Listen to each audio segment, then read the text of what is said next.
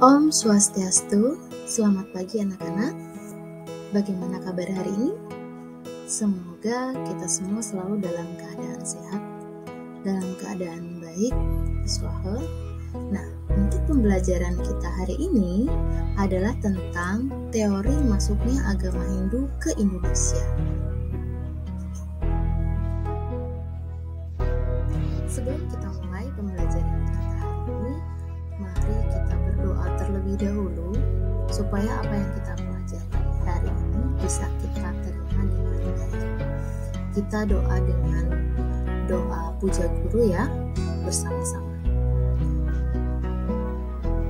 Om Guru Brahma, Guru Wisnu, Guru Dewa Maheswara, Guru Saksa Param Brahma, Tasmai Sri Gurave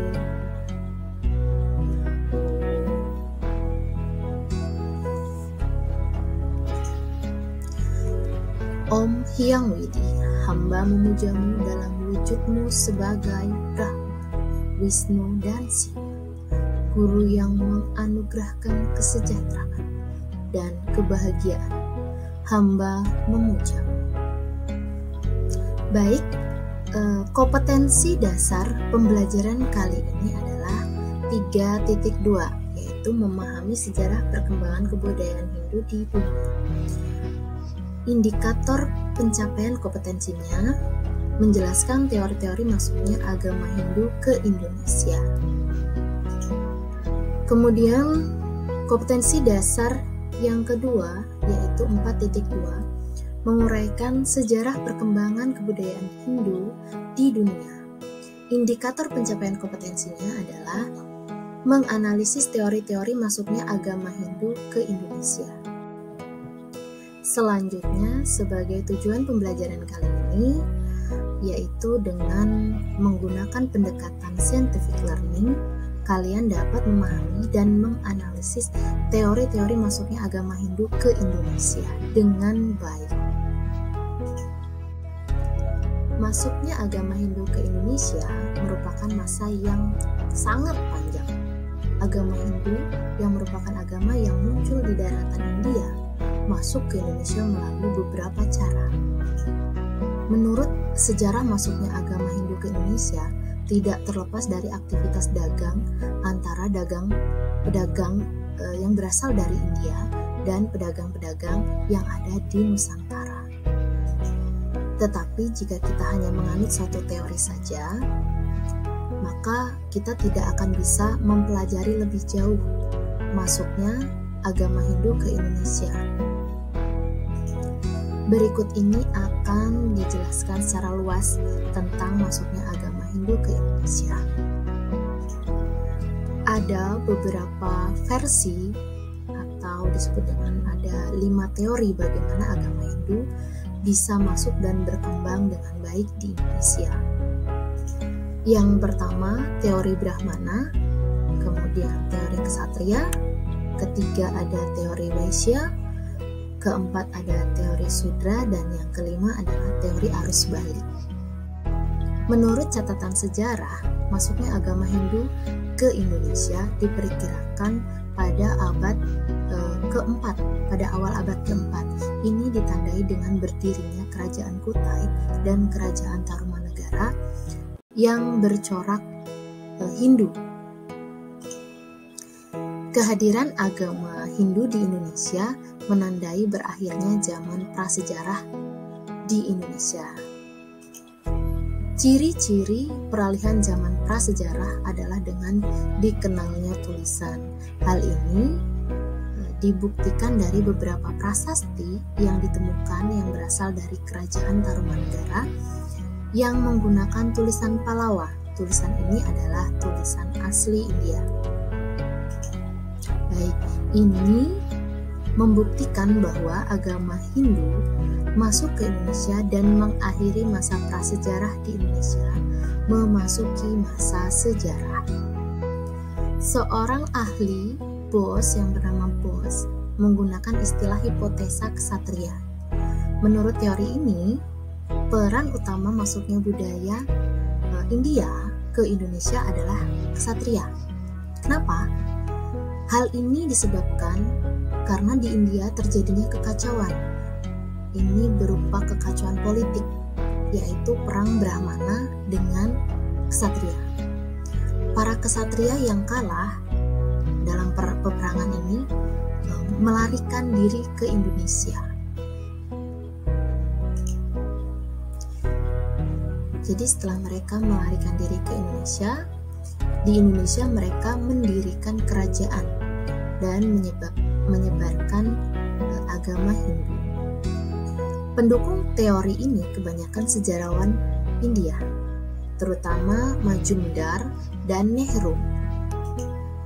Hipotesa ksatria banyak mengandung kelemahan, yaitu tidak adanya bukti kolonialisasi, baik di India maupun di Indonesia.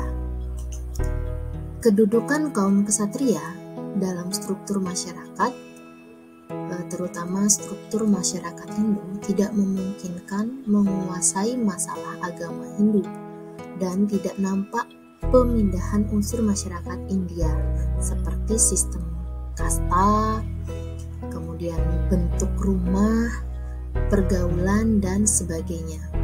Tidak memungkinkan para pelarian ini mendapatkan kedudukan sebagai raja di tempat yang baru. Yang selanjutnya adalah teori Waisya. Teori ini dikemukakan oleh Krom dan Mukherjee yang berpendapat bahwa orang India tiba di Indonesia karena berdagang. Pelayaran perdagangan saat itu masih bergantung pada angin muson, sehingga pedagang India terpaksa tinggal di Indonesia selama beberapa saat untuk menanti pergantiannya arah angin. Mereka banyak menikah dengan penduduk setempat. Keturunan dan keluarga pedagang ini merupakan awal penerimaan pengaruh India. Tampaknya teori ini mengambil perbandingan proses penyiaran Islam yang juga dibawa oleh pedagang. Teori ini juga dibantahkan oleh ahli lain. Kenapa? Karena tidak setiap orang boleh menyentuh kitab Weda, terutama pada saat itu. Ajaran Hindu milik kaum Brahmana dan hanya mereka yang memahami kitab Weda. Teori yang selanjutnya adalah teori Brahmana. Teori ini dikemukakan oleh beberapa orang ahli, yaitu Van Leeuwen, Bose, dan Walters, yang berpendapat bahwa orang yang ahli agama Hindu adalah seorang Brahmana. Orang Indonesia atau kepala suku aktif mendatangkan Brahmana untuk mengadakan upacara Abhiseka secara Hindu, sehingga kepala suku menjadi raja.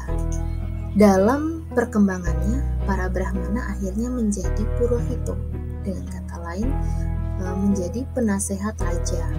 Teori ini tampaknya dianggap lebih mendekati kebenaran karena agama Hindu bersifat tertutup, di mana hanya diketahui oleh kalangan Brahmana. Prasasti yang ditemukan berbahasa Sanskerta dan huruf Pallawa. Candi yang ada di Indonesia banyak ditemukan arca Resi Agastya. Di samping itu, Brahmana di Indonesia berkaitan dengan upacara Pratyastoma dan Abhiseka. Teori yang terakhir adalah teori arus balik atau teori nasional. Teori nasional ini muncul dikemukakan oleh Van Leeuwen, di mana sebagai dasar berpikir adalah hubungan antara dunia maritim dengan dunia perdagangan. Hubungan dagang Indonesia dengan India yang meningkat diikuti Brahmana untuk menyebarkan agama Hindu dan Buddha. Orang Indonesia yang tertarik ajaran itu mengirimkan kaum terpelajar ke India untuk berziarah dan menuntut ilmu. Setelah